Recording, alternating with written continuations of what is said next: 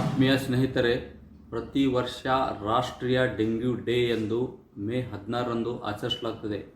ಇದರ ಒಂದು ಉದ್ದೇಶ ಮುಖ್ಯವಾಗಿ ಏನಪ್ಪ ಅಂತಂದರೆ ಡೆಂಗ್ಯೂವನ್ನು ತಡೆಗಟ್ಟೋದು ಮತ್ತು ಡೆಂಗ್ಯೂ ಬರಲಾರದಾಗೆ ಜನರಲ್ಲಿ ಅವೇರ್ನೆಸ್ಸು, ಆರೋಗ್ಯ ಜಾಗೃತಿಯನ್ನು ಮೂಡಿಸೋದು. ನೋಡಿ, ನಾವು ಇವತ್ತು ಡೆಂಗ್ಯೂ ಜ್ವರ ಅಂದರೆ ಏನು, ಅದು ಹೇಗೆ ಬರುತ್ತದೆ ಮತ್ತು ಅದರ ಗುಣಲಕ್ಷಣಗಳು, ಅದು ತಡೆಗಟ್ಟುವಿಕೆ ಮತ್ತು ಅದರ ಉಪಚಾರ ಮತ್ತು ಟ್ರೀಟ್ಮೆಂಟ್, ಇದರ ಬಗ್ಗೆ ನಾವು ಸಂಕ್ಷಿಪ್ತವಾಗಿ ತಿಳಿದುಕೊಳ್ಳೋಣ. ಮೊದಲಿಗೆ ನೋಡಿ, ಡೆಂಗ್ಯೂ ಫೀವರ್ ಇದು ಒಂದು ವೈರಲ್ ಫೀವರ್.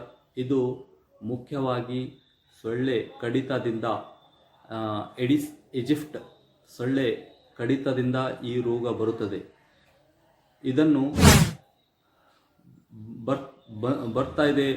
ಬಂದಿದೆ ಅಂತ ತಿಳ್ಕೊಳ್ಳಲು ಕೆಲವೊಂದು ಗುಣಲಕ್ಷಣಗಳನ್ನು ನಾವು ಪೇಷಂಟಲ್ಲಿ ಕಾಣ್ಬೋದು. ಮುಖ್ಯವಾಗಿ ಅವರಿಗೆ ತಲೆನೋವು ಇರುತ್ತೆ, ಕಣ್ಣಿನ ಹಿಂಭಾಗದಲ್ಲಿ ನೋವು ಇರುತ್ತೆ ಮತ್ತು ನೋಸ್ ಬ್ಲೀಡಿಂಗ್ ಇರುತ್ತೆ ಮತ್ತು ಟೀತ್ ಬ್ಲೀಡಿಂಗ್ ಇರುತ್ತೆ, ಮೈಕೈ ನೋವು ಮತ್ತು ಗಿಡ್ಡಿನೆಸ್ಸು, ಸುಸ್ತು.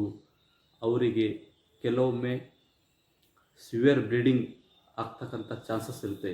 ಯಾಕಪ್ಪ ಅಂತಂದರೆ ಡೆಂಗ್ಯೂ ಬಂದಮೇಲೆ ಪೇಷಂಟಲ್ಲಿ ಪ್ಲೇಟ್ಲೆಟ್ ಕೌಂಟು ಇಳಿಕೆ ಆಗುತ್ತೆ. ಅದು ಏನಾದರೆ 20-30,000 ಅಲ್ಲಿ ಪ್ಲೇಟ್ಲೆಟ್ ಕೌಂಟ್ ಇತ್ತಪ್ಪ ಅಂತಂದರೆ ವೈದ್ಯರು ಅವರಿಗೆ ಪ್ಲೇಟ್ಲೆಟನ್ನು ಕೊಡ್ತಾರೆ, ಪ್ಲೇಟ್ಲೆಟ್ ಟ್ರಾನ್ಸ್ಫ್ಯೂಸ್ ಮಾಡ್ತಾರೆ. ಹಾಗೆ ನಾವು ಇದನ್ನು ಲ್ಯಾಬ್ ಟೆಸ್ಟ್ ಮಾಡಿ ತಿಳ್ಕೊಳ್ಬೋದು. ಇದರಲ್ಲಿ NS1, IgG, IgM ಇದನ್ನು ಕಂಡುಹಿಡ್ಕೊಂಡು ಇದರ ಪ್ರಕಾರವಾಗಿ ವೈದ್ಯರು ಕೆಲವೊಂದು ಆ್ಯಂಟಿಬಯೋಟಿಕ್ಕು ಮತ್ತು ಪ್ಲೇಟ್ಲೆಟ್ ಟ್ರಾನ್ಸ್ಫ್ಯೂಷನು ಮತ್ತು ಅವರಿಗೆ ಇಂಟೆನ್ಸಿವ್ ಕೇರ್, ಕೆಲವೊಮ್ಮೆ ಅಂಥ ರೋಗಿಗಳಿಗೆ ಆಕ್ಸಿಜನ್ನು, ಇಂಟ್ಯೂಬೇಷನ್ ಇಂಥ ವ್ಯವಸ್ಥೆ ಮಾಡಿ ಅವರಿಗೆ ಆ ರೋಗದಿಂದ ಪಾರು ಮಾಡ್ತಾರೆ. ನಾವು ಇದನ್ನು ತಡೆಗಟ್ಟಿ ನಾವು ಮುಂಜಾಗ್ರತೆಯನ್ನು ವಹಿಸಿ ಇಂಥ ರೋಗ ಇದರಿಂದ ದೂರ ಇದ್ದು ಆರೋಗ್ಯವಾಗಿರಬೇಕಂದ್ರೆ ನಾವು ಯಾವಾಗಲೂ ನಮ್ಮ ಮನೆ ಸುತ್ತಮುತ್ತ ಎಲ್ಲ ಕಡೆ ಸ್ವಚ್ಛತೆಯಾಗಿಡಬೇಕು. ಮತ್ತು ಮುಖ್ಯವಾಗಿ ಬೆಳಗಿನ ಜಾವದಲ್ಲಿ ತಿಳಿ ನೀರಲ್ಲಿ ಕೆಲವು ಸೊಳ್ಳೆಗಳು ಬಂದು ಇದನ್ನು ಕುಂತು, ಹೆಚ್ಚಾಗಿ ಇದು ಬೆಳಗಿನ ಜಾವದಿಂದ ಕಡಿತದಿಂದ ಈ ರೋಗ ಬರುತ್ತದೆ. ಮತ್ತು ನೀರಿನಲ್ಲಿ ಲಾರ್ವಾ ಆಗಲಾರ್ದಾಗೆ ನೋಡಿಕೊಳ್ಬೇಕು. ಯಾಕಪ್ಪ ಅಂತಂದರೆ ಅದು ಲಾರ್ವಾಯಿಂದಾಗಿ ಮತ್ತೆ ಕೆಲವು ದಿನಗಳಲ್ಲಿ ಅವು ಭಾಳಷ್ಟು ಸಂಖ್ಯೆಯಲ್ಲಿ ಮಾಸ್ಕಿಟೋಸ್ ಆಗಿ ಮತ್ತೆ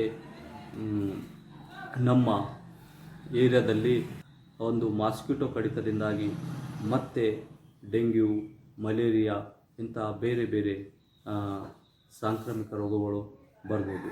ಅದಕ್ಕಾಗಿ ನಾವು ಮುಖ್ಯವಾಗಿ ಇಂಥ ಯಾವುದೇ ವೈರಲ್ ಫೀವರ್ ಆಗಲಿ, ವೈರಲ್ ಸಾಂಕ್ರಾಮಿಕ ರೋಗಗಳಿಂದ ದೂರ ಇರಲು, ಆರೋಗ್ಯವಂತರಾಗಿರಲು ನಾವು ಇವತ್ತು ಏನು ನಾವು ಕೊಡ್ತಾ ಇದ್ದೀವಿ, ಇಂಥ ಅವೇರ್ನೆಸ್, ಜಾಗೃತಿ ಮಾಹಿತಿಯನ್ನು ತಿಳ್ಕೊಂಡು ಫಾಲೋ ಮಾಡಿ ತಾವೆಲ್ಲರೂ ಆರೋಗ್ಯವಾಗಿರಬೇಕನ್ನೋದೇ ಇವತ್ತಿನ ಮುಖ್ಯ ಉದ್ದೇಶ.